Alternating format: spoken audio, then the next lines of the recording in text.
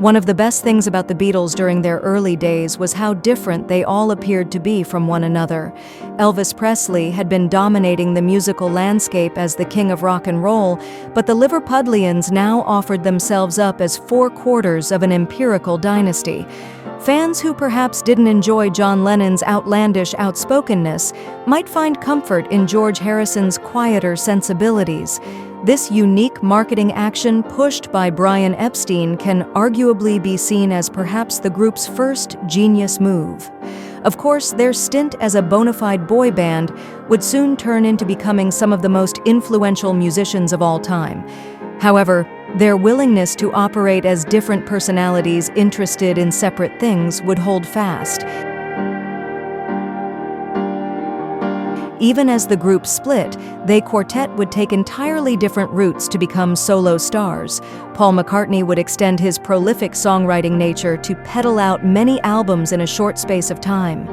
John Lennon would be a far more experimental creator, embracing primal therapy and using sound as an expression. George Harrison would, of course, welcome a far more spiritual outlook to his work, while Ringo Starr continued on being the affable chap named Ringo.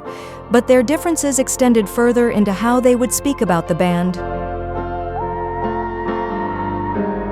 John Lennon had a habit of putting down his previous material in his later years, never one to be overly nostalgic or terribly fond in his recollections.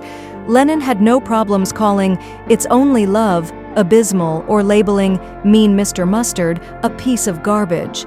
Even acclaimed songs like Yesterday and Let It Be weren't immune to Lennon's scorn, but he usually saved the harshest critiques for himself.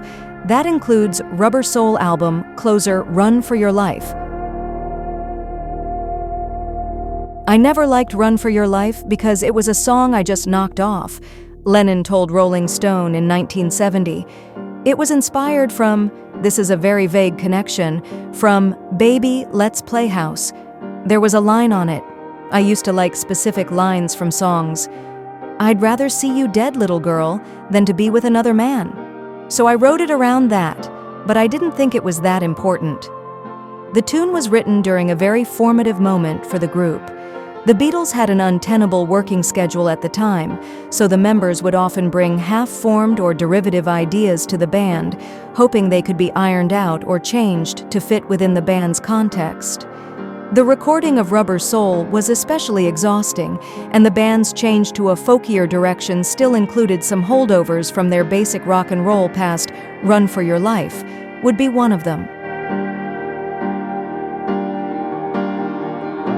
John was always on the run, running for his life, McCartney would recall in the book Many Years From Now.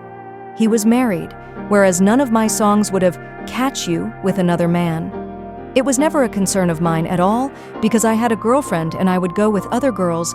It was a perfectly open relationship, so I wasn't as worried about that as John was. A bit of a macho song.